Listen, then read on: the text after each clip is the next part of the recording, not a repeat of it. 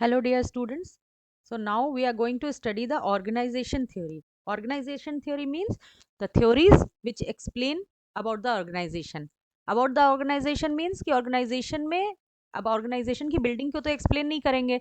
Explain ये करते हैं कि organization में जो rules, roles and responsibilities हैं जिसको organizational structure कहते हैं वो किस तरह से affect करता है employees के behavior को.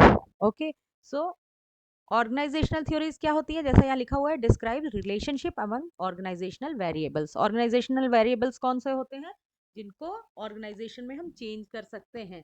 अब मशीन के ऊपर तो नहीं देखेंगे, देखेंगे तो ह्यूमंस के ऊपर.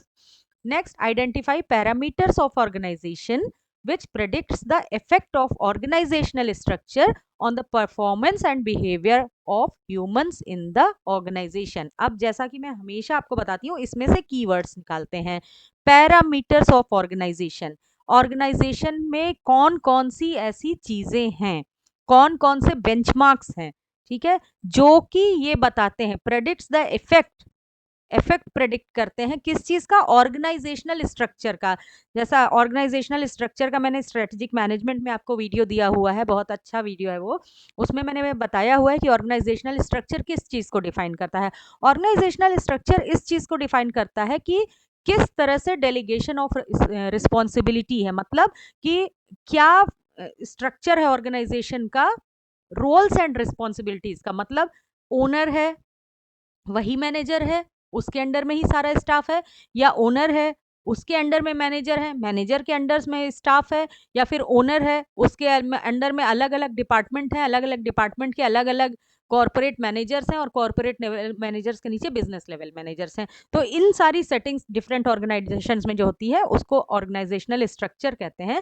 तो इन सेटिंग्स का जो ह्यूमन, मतलब जो इंडिविजुअल्स उस ऑर्गेनाइजेशन में वर्क कर रहे हैं उनके परफॉर्मेंस और बिहेवियर पे क्या इफेक्ट होता है, इसको मेजर करती हैं ऑर्गेनाइजेशनल थ्योरीज.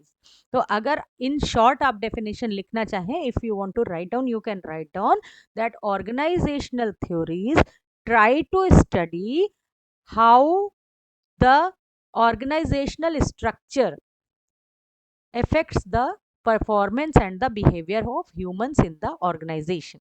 ठीक है, तो यहाँ पे जो थ्योरीज बनी है वो पूरे ऑर्गेनाइजेशन को एक मान करके चलती हैं कि जो रूल बनेगा वो पूरे ऑर्गेनाइजेशन के इंडिविजुअल्स के लिए बनेंगे जो भी बन रहा है, और इसीलिए इसको मैक्रो थ्योरीज भी मैक्रो थ्योरी भी कहते हैं. अब इसका क्या फर्क है, मतलब अगर आगे चल के जब आप ओबी में पढ़ेंगे, principles of and practice of management पढ़ेंगे, तो उसमें आपको मोटिवेशन थ्योरी मिलेंगी, लीडरशिप थ्योरी मिलेंगी, फिर एटीट्यूड कंट्रोलिंग, ये सारी जो चीज़ें मिलेंगी उसमें एक एक इंडिविजुअल की स्टडी की जाती है कि इंडिविजुअल्स को क्या चीज़ें मोटिवेट करती हैं, किस चीज़ों से मोटिवेट करेंगे. बट यहाँ पे जो है पूरे ऑर्गेनाइजेशन को लेके देखा जाता है. So that is why these are known as the macro theories, macro examination of the organization. अब डिफरेंट टाइप के थ्योरिस्ट हुए, बहुत से थ्योरिस्ट हुए जिन्होंने अपने बेसिस पे ये एक्सप्लेन करने की कोशिश की कि कौन सा ऑर्गेनाइजेशन का, how the structure of the organization should be so as to have the maximum performance and maximum participation of the employees of the organization. तो बस ये थ्योरिस्ट जो थे उन्होंने तीन तरह के अप्रोच दिए, किसी का कुछ अप्रोच था, किसी का कुछ अप्रोच था, किसी का कुछ अप्रोच था, और डिफरेंट टाइम पर ये थ्योरीज आई. तो on the basis of the approach and timing, these organization theories are divided into three types of theories. एक है, सबसे पहली जो आई थी वो है क्लासिकल ऑर्गेनाइजेशन थ्योरी, दूसरी जो आई थी वो है न्यू क्लासिकल ऑर्गेनाइजेशन थ्योरी, और तीसरी जो आई थी वो है मॉडर्न ऑर्गेनाइजेशन थ्योरी. हम सारी थ्योरीज कवर करेंगे, बट इस पर्टिकुलर लेक्चर में we are going to cover the classical organization theory, approaches of the classical organization theory, then the scientific management theory given by Taylor, और उसके बाद हम आगे की चीजें करेंगे नेक्स्ट लेक्चर से. So let's start with the classical organization theory. So जो क्लासिकल ऑर्गेनाइजेशन थ्योरी है उसका अप्रोच ये था कि उसने, उस थ्योरिस्ट्स ने ये कहा कि जो ऑर्गेनाइजेशन हमारा होता है वो एक मशीन होता है, और जो ऑर्गेनाइजेशन के एम्प्लॉयज होते हैं वो मशीन के डिफरेंट सप्लीमेंट्स होते हैं, एडजंक्ट्स होते हैं, या पार्ट्स और कंपोनेंट्स होते हैं. समझ में आया? उन्होंने इंडिविजुअल्स को ऐसे ट्रीट किया जैसे ऑर्गेनाइजेशन है, it's a machine, and individuals is the components of that machine, parts of that machine, मतलब कि जो मशीन का एक पार्ट है वो एक ही तरह से काम करता रहता है। जैसे प्रिंटर में अगर एक बेल्ट लगा है तो वो राउंड राउंड घूमता रहेगा, अगर कोई कन्वेयर बेल्ट लगा है तो वो उसी तरह चलता रहेगा। जैसे और अगर कोई वॉच है, जैसे मान लीजिए मैकेनिकल वॉच है, तो उसकी सेकंड की सुई ऐसे ही चलती रहेगी। तो वॉच जो है, वॉल क्लॉक अगर लगी हुई है तो वॉल क्लॉक आपकी ऑर्गेनाइजेशन हो गई और उसमें जो सुई चल रही है वो आपके वर्कर्स हो गए। इस तरह का अप्रोच उन्होंने लिया।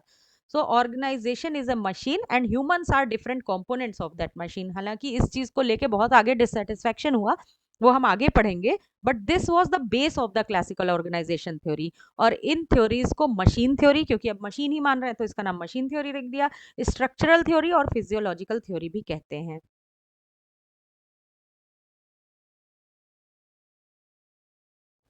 So what were the features of the classical organization theory?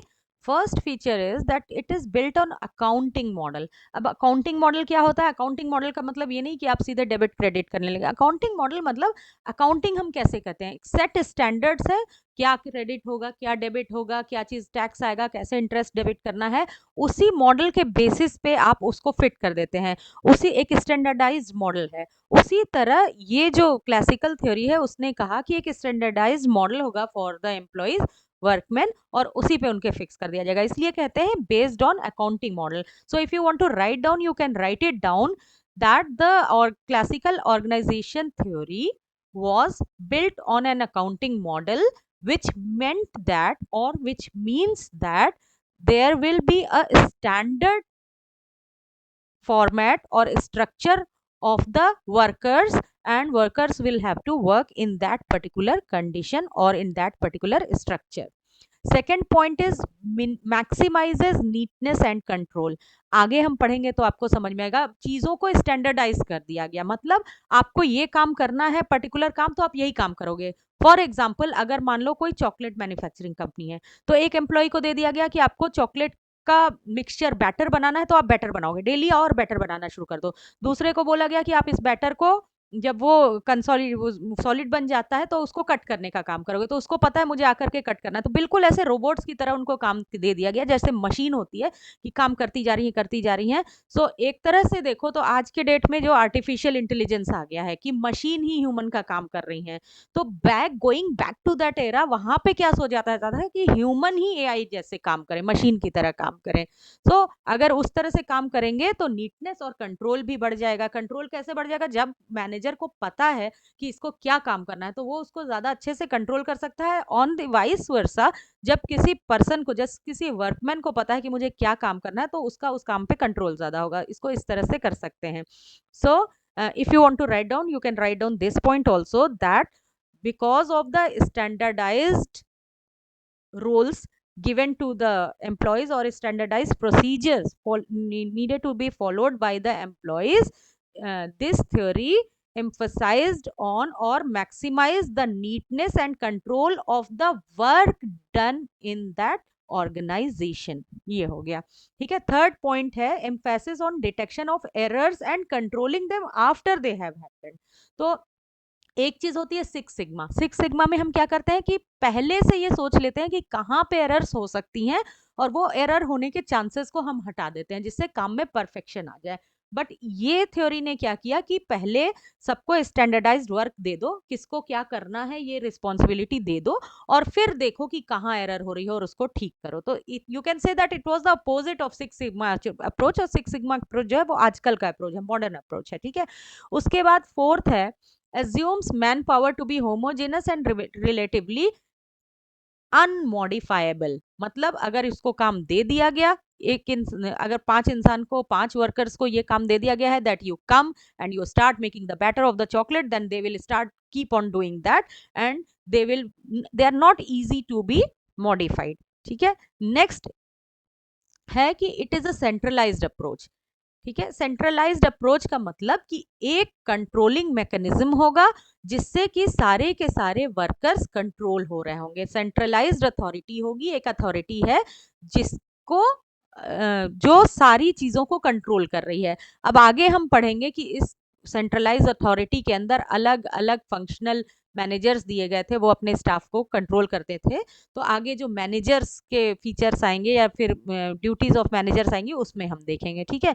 तो ये तो एक बेसिक जिस्ट हो गया कि क्लासिकल थ्योरी में क्या क्या चीजें कही गई। ये अकाउंटिंग मॉडल पे बनी हुई थी। This theory maximizes the neatness and control, emphasis of detection of errors after they have happened and then modifying it, and assumes manpower to be homogeneous and unmodifiable, and centralized approach of the controlling mechanism. अब इस features के basis पे जो theories बनी उनको classical theory कहा गया।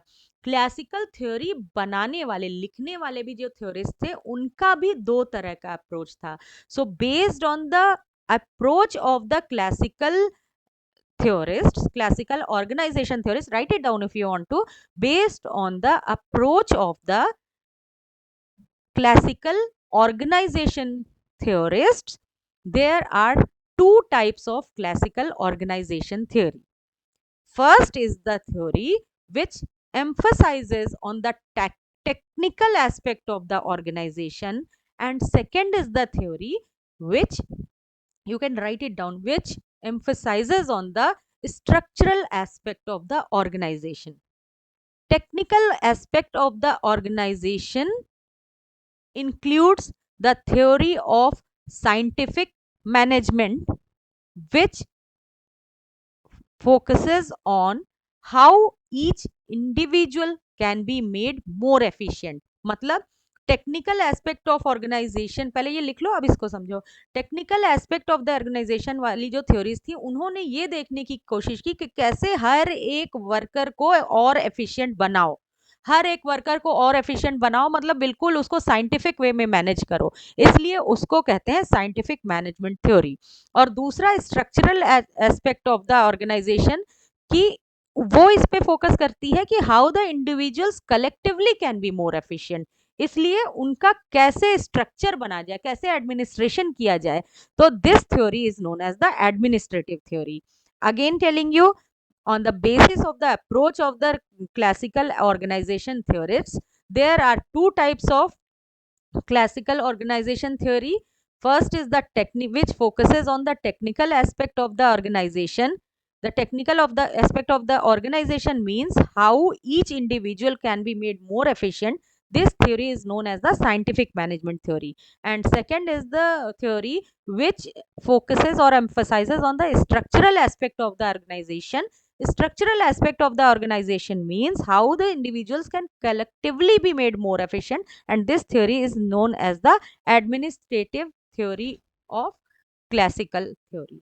So the theorists who researched on the scientific management theory aspects are Taylor, Frank Gilbreth, Lillian Gilbreth, Henry Gnad, Harrington, Emerson, ये लोग ऐसे थे जिन्होंने टेक्निकल एस्पेक्ट वाली साइंटिफिक मैनेजमेंट थ्योरीज डेवलप की थी, और इसको फिजियोलॉजिकल थ्योरी भी कहते हैं। इन्होंने क्या किया था, इस थ्योरीज ने क्या किया था, ये पहले भी मैं आपको बता चुकी हूँ, एक बार फिर से देख लो।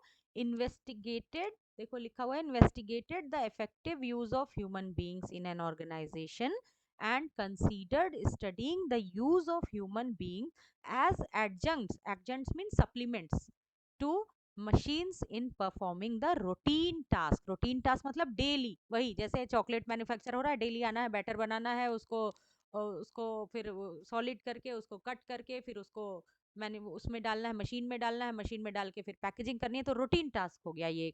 अब चलते हैं साइंटिफिक मैनेजमेंट थ्योरी के फीचर्स क्या क्या थे। अभी हम जनरल बात कर रहे हैं, जितनों ने भी ऑर्गेनाइजेशन को एक टेक्निकल एस्पेक्ट को स्टडी करने की कोशिश की, जिसमें ये अप्रोच था कि how each individual can be make more effective in the organization.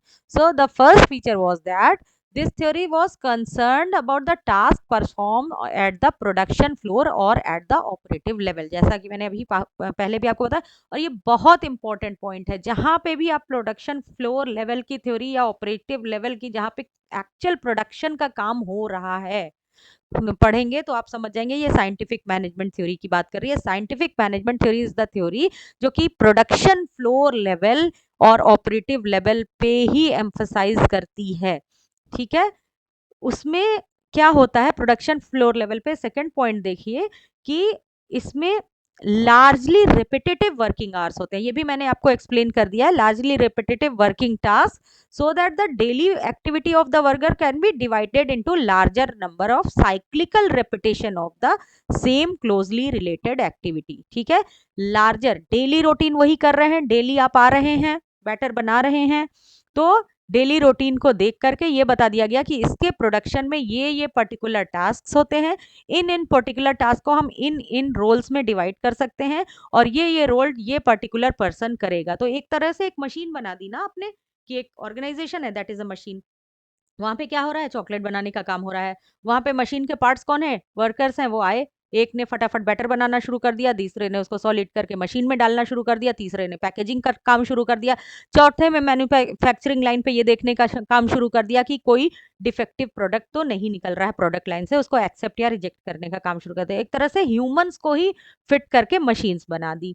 ठीक है, अब ये टास्क जो होते हैं, ये नेक्स्ट पॉइंट देखिए, they do not involve complex problem solving activity by the workers. इसमें कुछ नहीं हो रहा, आप आ रहे हैं और काम कर रहे हैं, इसमें कुछ ऐसा नहीं है कि प्रॉब्लम हो गई इसको सॉल्व करना है तो। और द वर्किंग मेथड्स, इसलिए कॉम्प्लेक्स प्रॉब्लम सॉल्विंग नहीं है, तो वर्किंग मेथड को आप स्टैंडर्डाइज कर सकते हो। स्टैंडर्डाइज मतलब डेली के हिसाब से बताते हो, इसको ऐसे ऐसे ऐसे होना है, दैट इज साइंटिफिकली आप बता दो। जैसे कैलकुलेटर होता है वो साइंटिफिकली काम करता है, ठीक है, साइंटिफिक कैलकुलेटर जो होता है, या फिर जो भी आपका है कि ग्रेविटेशनल फोर्स लग रहा है तो लग रहा है तो वो लगेगा ही ना, ये सारी चीजें साइंटिफिक होती हैं।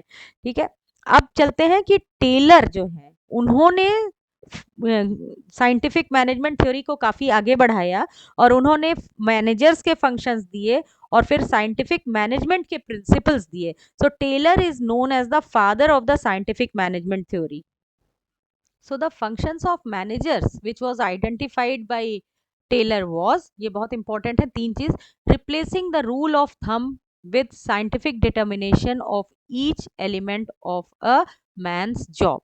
rule of thumb मतलब कि चलो जैसे आ रहे हैं वैसे करते जा रहे हैं, जो पहले से चला आ रहा है उसको हटाओ, साइंटिफिक डिटर्मिनेशन करो, स्टैंडर्डाइज करो कि एक पर्सन को, एक वर्कर को क्या काम करना है। Then scientific selection and training of workman, ये तो बहुत इजी है, साइंटिफिकली सिलेक्ट करो कि बिल्कुल जहां पे भी स्टैंडर्डाइज्ड आ गया वहां पे साइंटिफिक आ जा रहा है, और उनको ट्रेन भी ऐसे करो कि तुम्हें यही स्टैंडर्डाइज, यही पर्टिकुलर काम करना है। Then cooperation of management and worker labour to achieve और अकॉम्प्लिश वर्क। वर्कर और लेबर जो होते हैं उनका मैनेजमेंट के साथ कोऑपरेशन होना चाहिए, डिस्कनेक्ट नहीं होना चाहिए, जिससे कि वो अचीव कर पाए अपने वर्क को। तो टेलर ने आराम से ये बता दिया कि what the managers are expected to do, they are expected to do the scientific determination of each element of a man's job, वही डिसाइड करेंगे। साइंटिफिक सिलेक्शन करेंगे, ट्रेनिंग का साइंटिफिक सिलेक्शन करेंगे वर्कर्स का, और उनकी ट्रेनिंग भी साइंटिफिकली करेंगे, और अपने वर्कर्स के और अपने मैनेजमेंट के, अपने बीच में, जो अपनी टीम के बीच में एक कोऑपरेशन रखेंगे। ठीक है, सो इन मैनेजर के फंक्शंस देने के बाद टेलर ने साइंटिफिक मैनेजमेंट के प्रिंसिपल्स दिए कि on what principle is the scientific management based. तो ये बहुत इंपॉर्टेंट है, और एक एक लाइन के इसको समझाते हुए चल रही हूँ। पहला है separation of planning from doing. ये separation of planning from doing मुझे अपने एमबीए के टाइम का याद है, 2003 का। Separation of planning from doing मतलब कि प्लानिंग और डूइंग एक ही को नहीं करना है। अब आपने बता दिया कि मैनेजर्स को ये प्लानिंग का काम करना है, क्या प्लान करना है वो आपने पहले ही मैनेजर्स के 3 फंक्शन बता दिए। और डूइंग कौन कर रहा है, जिनको आप मशीन के पार्ट की तरह, मतलब जो वर्कर्स हैं, प्रोडक्शन फ्लोर लेवल के जो वर्कर्स हैं, वो डूइंग का काम मतलब करने का काम कर रहा है, और प्लानिंग का काम जो है वो मैनेजमेंट कर रहा है। Second is functional foremanship of supervision, having 8 different supervisors to give instructions to their respective fields। Functional foremanship मतलब कि आप डिवाइड करके रखेंगे कि किस फंक्शन को कौन सा मैनेजर सुपरवाइज करेगा। इसको देखिए, मैंने एक नीचे के डायग्राम में इसीलिए दिया है, ये देखिए इसमें दिया हुआ है, एक फैक्ट्री मैनेजर है, फैक्ट्री मैनेजर के अंडर में एक प्लानिंग इंचार्ज है और एक प्रोडक्शन इंचार्ज है। प्लानिंग इंचार्ज मतलब जो प्लानिंग कर रहा है, प्रोडक्शन इंचार्ज मतलब जो काम करवा रहे हैं। प्लानिंग इंचार्ज क्या कर रहा है, इंस्ट्रक्शन दे रहा है, और इंस्ट्रक्शन का है, रूट क्लर्क है, टाइम एंड कॉस्ट है, और डिसिप्लिनेरियन है। फिर प्रोडक्शन इंचार्ज में गैंग बॉस है, रिपेयर बॉस है, इंस्पेक्टर है, स्पीड बॉस है, ये सारे लोग क्या कर रहे हैं, वर्कर से काम करा रहे हैं। तो ये एक इंपॉर्टेंट चीज है जो अक्सर अलग से भी पूछ देता है कि what is the functional foremanship in the Taylor's theory. So functional foremanship means that the organizations should have different supervisions under 8 different supervisors, in which one will be the department of planning and another will be the department of production. Under the planning in charge there will be 4 supervisors, and under the production in charge there will be 4 supervisors. 4 supervisors का नाम दिया हुआ है, and under these 4 plus 4 8 supervisors the worker would be working. This is the functional foremanship given by Taylor in a scientific management theory. अब next चलते हैं, third है job analysis based on time, motion and fatigue studies to determine fair amount of work. मतलब कि ये नहीं है कि मशीन के पार्ट आप समझ रहे हैं तो मशीन की तरह वर्क भी करवाएं, ठीक है। उनको उनका जो वर्क होता है वो किस चीज पे डिपेंडेंट होगा, क्या चीज देख के वर्किंग आवर्स डिसाइड होंगे, कि क्या टाइम होगा, क्या मोशन किस स्पीड से करेंगे और कितनी देर में थक जा रहे हैं, किस स्पीड से कर रहे हैं, कितनी देर में थक जा रहे हैं और कितना टाइम ले रहे हैं। ये चीजों की एनालिसिस करके तब वर्किंग आवर्स ऑफ अ और amount of the of work of a worker will be decided. 3 things, time, motion and fatigue studies, ठीक है। फोर्थ पे आ जाइए, standardization of tools, period of work, working condition and cost of production. हर चीज को standardise कर दीजिए, हर चीज को साइंटिफिक कर दीजिए कि कौन कौन से टूल्स यूज हो रहे हैं, कितनी देर तक आप वर्क कर रहे हैं, कौन सी वर्किंग कंडीशन होगी, एक जगह कितने एसी लगे हुए हैं कि नहीं, कैसा पानी मिल रहा है, कितना बड़ा रूम है, उसमें कितने लोग काम कर रहे हैं, ये सारी आपकी वर्किंग कंडीशन हो गई, और कितना कॉस्ट ऑफ प्रोडक्शन पे प्रोडक्शन होगा। Next is scientific selection and training of workman. Scientific selection मतलब आपने सिलेक्शन के लिए कुछ नॉर्म्स रख दिए कि ये चीजें अगर किसी पर्सन में हो then select him. So this is the scientific selection, वहां आप कुछ अपना लगा ही नहीं रहे। And then the training of workman की ट्रेनिंग भी आपको साइंटिफिक वे में ही देनी है। And last is the financial incentives to motivate workman. Financial incentives to motivate workman मतलब कि आपने अच्छा काम किया, अच्छा आउटपुट दिया तो आपका बेटर इंसेंटिव होगा। बट इसमें से कई सारी चीजें थी जिन्होंने साइंटिफिक मैनेजमेंट थ्योरी की क्रिटिकल एनालिसिस करने पे उसकी कुछ लिमिटेशंस बताई। लास्ट में हम वो लिमिटेशन देखते हैं and then we will be done. So सबसे पहली चीज जो हुई, mechanical view of the workers led to dissatisfaction among them. आपको कोई भी अगर मशीन समझेगा और बोलेगा मशीन की तरह काम करो, इसी तरह डेली काम करना है, तो डिससेटिस्फैक्शन हमें ही हो जाता है। हमारे मम्मी पापा ही बोले रोज इसी तरह पढ़ो, रोज इसी घंटे पढ़ो, रोज ऐसे ही पढ़ना है, तो हमें डिससेटिस्फैक्शन हो जाता है। तो वो the dissatisfaction, this led to the dissatisfaction, humans were not very happy or very satisfied to be called as the parts of the machine. Then second is the close and strict supervision during work. तो आप बहुत ज्यादा strict supervision होगा कि बिल्कुल sir पे चढ़ के काम ले रहे हैं। तो बहुत से लोग ऐसे होते हैं जिनको बहुत ही ज्यादा नीड होगी, वही ऐसा पसंद करते हैं काम करना। Otherwise people who don't like to work और हु लाइक टू वर्क, दोनों को ही बहुत स्ट्रिक्ट सुपरविजन से प्रॉब्लम होगी। क्यों?